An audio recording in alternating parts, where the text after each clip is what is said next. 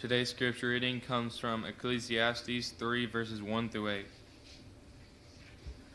There is a time for everything, and a season for every activity under the heavens. A time to be born, and a time to die, a time to plant, and a time to uproot, a time to kill, and a time to heal, a time to tear down, and a time to build, a time to weep, and a time to laugh, a time to mourn, and a time to dance, a time to scatter stones, and a time to gather them, a time to embrace, and a time to refrain from embracing, a time to search, and a time to give up, a time to keep, and a time to throw away, a time to tear, and a time to mend, a time to be silent, and a time to speak, a time to love, and a time to hate, a time for war, and a time for peace. Brother Ben.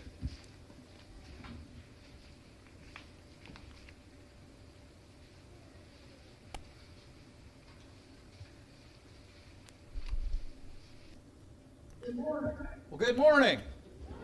It is good to see everybody here this morning. It's good to have any visitors with us that we may have today, and we hope that we can encourage you to come back in the future and spend some time with us again. Remember, we'll be back here at 6 o'clock this evening, men's breakfast tomorrow morning, Wednesday night, and we'd love to have anyone that can come join us then. Thank you very much, Ryder. This morning is all about time. If you notice the title to the sermon, Ryder got up here and read Ecclesiastes 3, 1 through 8, which is all about a time for everything. Today was our time change. You know, we've got to do the daylight savings time twice a year, and today was that at 2 o'clock this morning. I know everybody got up at 2 o'clock this morning to change their clocks. So I thought we would talk about time for a few minutes this morning. You notice the title to this morning's sermon, Time Ago. Time Ago. Is there anybody in here that has any idea where I came up with the title for this morning's sermon? Time ago. There's a few people raising their hands and smiling and laughing. If you've been here for a while, you've either heard this story. If you've been here for a long while, you experienced it firsthand. Once upon a time, a long time ago, here at the Callisburg Church of Christ, we had this little kid that came to church here. He was probably at the time about a year and a half, 2 years old, maybe 3, I don't know. Just old enough where he was starting to talk.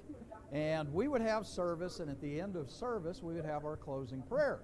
And when the closing prayer was finished, and whoever it was that gave the closing prayer said amen at the end of that prayer, this little boy would jump up and announce loud enough for the entire congregation to hear, time ago! Which meant it's time ago. Got to get to the restaurant, get something to eat. Time ago. We've heard enough from Ben. But we had a lot of fun with that young man. That little boy's not here anymore. Now he's 18 years old, and he came up and he read scripture reading for us this morning. Ryder Reed is the famous time ago guy. He used to say that, time ago, time ago. So we're going to talk about time ago. What is time all about? Time is this commodity that we have that we don't really have. We have, but we don't possess it. We have, but we can't keep it. We have, but we can't hold on to it. We have, but we can't save it. Time is something that all of us know just continually marches on and on and on. Case in point, the young boy that used to call out time ago is now a young man. And when did that happen? I mean, that was like overnight, it seems like. Here we are all these years later, and now he's a grown man about to graduate from high school. And I think about all the changes that we've seen, and I think about the time that I have been here at this congregation. I think about, where has that time went? And every single one of us at one point or another have, or we will, in our lives, take a look around and we'll say, where did that time go? How did we get from here to here? And what was accomplished in between? And that's what we're going to talk about a little bit this morning. It's kind of about time management. It's kind of about what we do with our time and how we live our lives with the time that we have been given. And we're going to be over in the book of Ephesians here in just a moment. If you want to turn your Bibles over to Ephesians chapter 5, we'll be starting there here in just a moment. Now, a few years ago, they had done a survey, and I actually went back and looked and found this in my files. So I have given this survey before, but they have updated it since then. It's on what we do with our time as average Americans. And this is what average Americans do with their time. The average American life expectancy, they averaged it out with men and women. They have different averages for men and women, but they averaged it out. The average life expectancy for American is 79 years. Now, if you take that 79 years and you divide it out by hours, you come up with 692,040 hours. So if we are an average American, we can expect to live about 692,040 hours. Now, out of that, we spend 229,961 hours sleeping. We spend 32,098 hours eating. We spend 37,935 hours driving. We spend 90,360 hours working. We spend 28,300 hours surfing the net. And I think that's a way low ball figure, to tell you the truth. We spend 80,486 hours watching television, 12,896 hours cleaning our houses, 26,280 hours waiting in line, and I know that's a low ball figure because I go to the Walmart all the time. We spend 9,528 hours in the bathroom. My wife would say that's a low ball figure also. We spend 4,320 hours waiting at red lights. So if you take all of that time that they have averaged out that we spend doing this, comes out to a total of 535,412 hours. Our average lifespan, we have 692,040 hours, which means we have left of doable time 156,628 hours, or 6,526 days, or 17 years to really get something done. Now think about that. The average American has a lifespan of 79 years, and the average American really only has 17 years out of that 79 years to get something done. So the question for us to ask ourselves is, what are we getting done with our 17 years that we have? What are we doing with our time? And the Apostle Paul, when he writes this letter over here to the book, the church in Ephesus, over in the book of Ephesians, he talks about time. And he talks about what we ought to be doing and how we ought to be handling it. In Ephesians, the 5th chapter, starting in the 15th verse, the Apostle Paul writes, "Be very careful then how you live, not as unwise, but as wise, making the most of every opportunity, because the days are evil." Just a short little passage for us to get started with this morning, where the Apostle Paul tells the church in Ephesus, "Be very careful then how you live, not as unwise, but as wise, making the most of every opportunity, because the days are evil." So the question for us to ask ourselves this morning is, how are we spending our time? What are we doing with the time that we have been allotted? What are we doing if we're average American with the 17 years that we have open, that we're not actually tied up doing these other things? What are we doing with that time?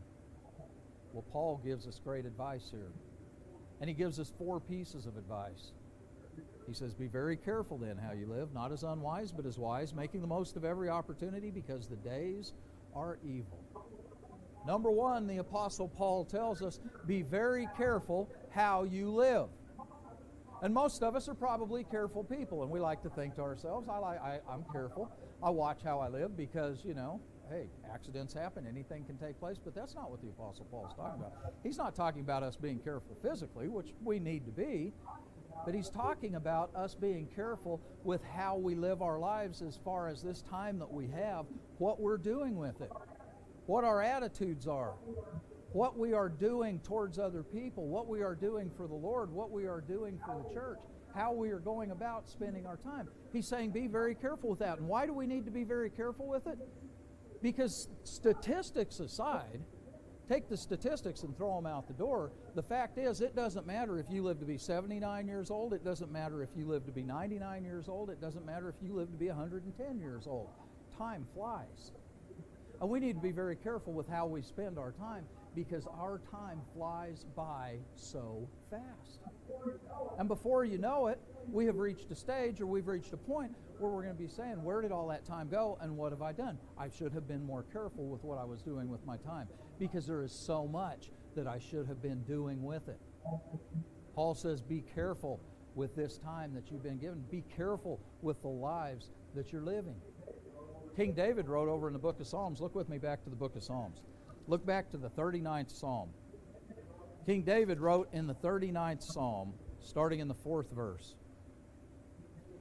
King David wrote, show me, O Lord, my life's end, and the number of my days. Let me know how fleeting is my life. You have made my days a mere handbreadth. The span of my years is as nothing before you. Each man's life is but a breath.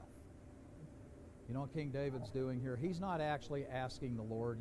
You read that, you might think, well, he's asking him to tell him, well, David, you're going to live to be 68 years, 6 months, and this is the date that you're going to die. That's not what David's saying. He's saying, remind me, God, how quick this life goes by. Remind me, O Lord, how fast this life goes by. And since it goes by this fast, let me remember, O Lord, that I need to be doing the things that I ought to be doing. James says the same thing over in the book of James, James 4:14, where James says, what is your life? It is but a mist that appears for a while and then it is gone.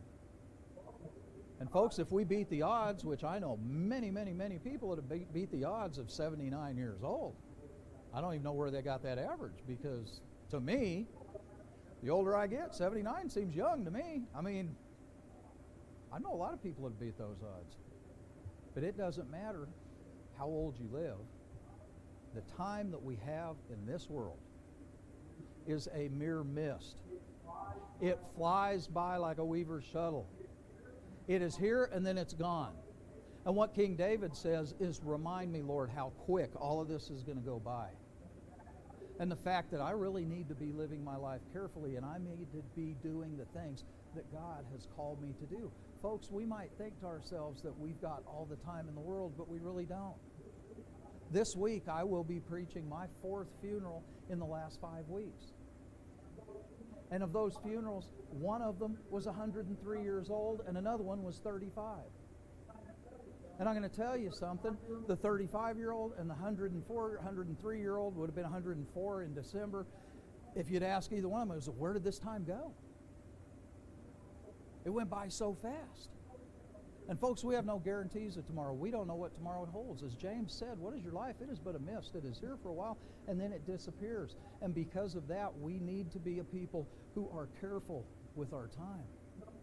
So number one, the Apostle Paul tells the church in Ephesus, he says, be careful how you live. Think about what you're doing. Think about the life that you're living. Think about the time that you have. And the second thing he says is to live your life not as the unwise, but as wise. When you're careful with your time and you start thinking about your time and what you're going to do with your time and how we're going to live this life, we need to think about it in a wise way. And we need to live our lives as wise and not as unwise. And to live our lives wise is to live our lives realizing, folks, there's going to come a point when it's time to go. And when that point of time to go comes, that we had better hope that we lived our lives the way that God had wanted us to live our lives. Because, as I said at the beginning of this, there's no getting it back. There is no going back and reclaiming time. Once time is gone, it's gone. The preacher A.W. Tozer once wrote about this. And A.W. Tozer wrote, he said, time is a resource that is non-renewable. It is non-transferable. You cannot store up time. You cannot hold it up. You cannot divide it up. You cannot give it up. You can't hoard it. You can't save it for a rainy day. When it's lost, it is unrecoverable. When you kill time, remember, it has no resurrection. Folks, we need to be wise with what we do with our time, because the fact is, when we live this life thinking that we have all the time in the world, we need to realize that the 15 minutes since I've started this sermon, it's gone. You never get that back. I can't take the next 15 minutes and put it in a bank somewhere and say I'm going to use that on a rainy day. It's not usable. We need to be wise and we need to be careful about what it is that we're doing with our time. And what is it that we should be doing with our time? How should we be using it as a wise? we should be spending it in this, and we should be spending it working for His kingdom in every possible way that we can. Which brings us to point number 3 that the Apostle Paul talks about, and that is make the most of every opportunity. Now I want you to think about that for a second, and think about the opportunities that you might have in your life. Think about the opportunities you may have had in your life that you look back on and you think, man, I had a great opportunity. I had a good opportunity to spread the gospel. I had a good opportunity to do something, and I let it by. The Apostle Paul says, make the most of every opportunity. Folks, we can make the most of every opportunity that we have in our lives. I was thinking about this yesterday when I was sitting in a drive-thru at a fast food restaurant. Went to the restaurant, pulled up into the drive-thru, and it was taking forever. And we were just edging along and edging along and edging along. And one of the guys that works inside, he came out and he came up to me and he said, you know, the order that you ordered, it's going to be a 15-minute wait. Do you want to wait or do you want something else? And I said, well, you know, my wife sent me after it, so I better wait. So I said, I'll wait. So I waited and waited and waited, and I thought, and I'm thinking about my sermon. And I'm thinking about take advantage of every opportunity. Live wisely. Be careful with your life. Well, I got a Bible in my truck, right down there by the console. I reached down, I picked it up, and I opened it up, and I started reading. I thought, I'm being wise. I'm reading the Scriptures. I'm taking the most of every opportunity. I'm going to learn something from God's Word. And I got very engrossed in reading over in the book of Acts. And I was reading and reading and reading, and the next thing I heard was this bonk! Guy in the car behind me just laying on his horn. And I was way back from the window, and there was about 4 cars in front of me that done went through, and they're gone. And you know the first thing that I thought of? I jumped out of my skin and was like, seriously? Wait a second. Got my Bible here. Let me make the most of every opportunity. Live as wise, not as unwise, and make the most of every opportunity. And we have to think to ourselves, what kind of opportunities do we have in this life? The King James Version there says that we redeem the time. The actual Greek literally means that we save it from loss. The Latins had another word for opportunity. The Latin phrase for opportunity literally means towards the port. You know what that means, towards the port? What the Latins were saying was, whenever a ship came into port, the conditions had to be right. The tide had to be up, and the winds had to be right for that ship to sail into port. If they missed the opportunity, if the winds died down or they wait until the tide's low, they can't get into the port. But what the Latin says is towards the port. You make the most of the opportunity. Make sure that you catch the wind when it comes up. Make sure that the tide is up. Make sure the conditions are right. And don't miss the opportunity.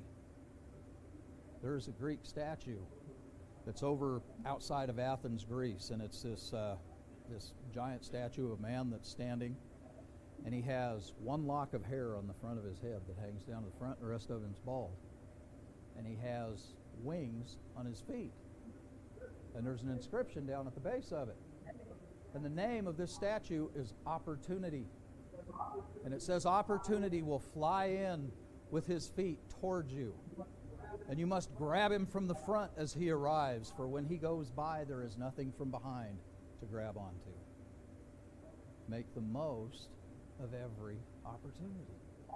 Be wise and not unwise, and be careful with how you live your lives. And the hook comes into the 4th part that Paul talks about with Ephesians there. He says, be careful with the lives that you live. Make the most of every opportunity, because the days are evil. Folks, Paul wrote this 2,000 years ago. 2,000 years ago, the Apostle Paul said, be careful with how you live your lives. Make the most of every opportunity. Live as wise and not unwise. And make the most of every opportunity, because the days are evil. Is there anything different today? Are we more or less evil today than there were 2,000 years ago? Is there less evil going around today than there was when the Apostle Paul wrote this? Have we reached a point today where we don't need to be on guard, where we don't need to be careful with our lives, where we don't need to live as wise instead of unwise, where we don't need to be a people that make the most out of opportunity because the days aren't evil anymore? Of course not. How many times have we talked about the days that we live in? King Solomon said there's nothing new under the sun. You know, when he wrote that passage that Ryder read a few moments ago over in Ecclesiastes chapter 3, for everything there is a season, and evil is always around. And the Apostle Paul says to be careful with your lives, to live those lives as wise and not unwise, and to make the most of every opportunity, because the days are evil. Folks, the days we live in are evil. Look at what Paul told Timothy. Look over to the book of 2 Timothy. Look with me over to 2 Timothy. 2 Timothy, the 3rd chapter. 2 Timothy, the 3rd chapter. 2 Timothy chapter 3. Starting in the first verse. The Apostle Paul writes to Timothy, and he tells Timothy this. He says, "But mark this, there will be terrible times in the last days. People will be lovers of themselves, lovers of money, boastful, proud, abusive, disobedient to their parents, ungrateful, unholy, without love, unforgiving, slanderous, without self-control, brutal, not lovers of the good, treacherous, rash, conceited, lovers of pleasure rather than lovers of God, having a form of godliness, but denying its power, have nothing to do with them." Now, I want you to think about this for a second. Paul writes to Timothy and says, "But mark this, there will be terrible times in the last days." Now, when's the last days? Well, we hear about it all the time, you know. There's a lot of prophets out there right now. Well, we are living in the last days. These are the end times. This is it. We're living in the last days. Well, if the last days are just now and they weren't 2,000 years ago, then why did the Apostle Paul tell Timothy, hey, I'm going to give you a warning in the last day? You know when the last days have been? For the last 2,000 years. We've been living in the end times for the last 2,000 years. Jesus is going to return pretty quick. The last days have been going on for the last 2,000 years. Peter says a day with the Lord is like 1,000 years. 1,000 years is like a day. And when Paul wrote this to Timothy, they were living in the last days. Today, we're living in the last days. But I want you to listen to that list and see if any of it strikes home to the United States of America in 2019. People will be lovers of themselves, lovers of money, boastful, proud, abusive, disobedient to their parents, ungrateful, unholy, without love, unforgiving, slanderous, without self-control, brutal, not lovers of the good. They'll be treacherous and rash, conceited, lovers of pleasure rather than lovers of God. They'll have a form of godliness, but they'll deny its power, have nothing to do with them.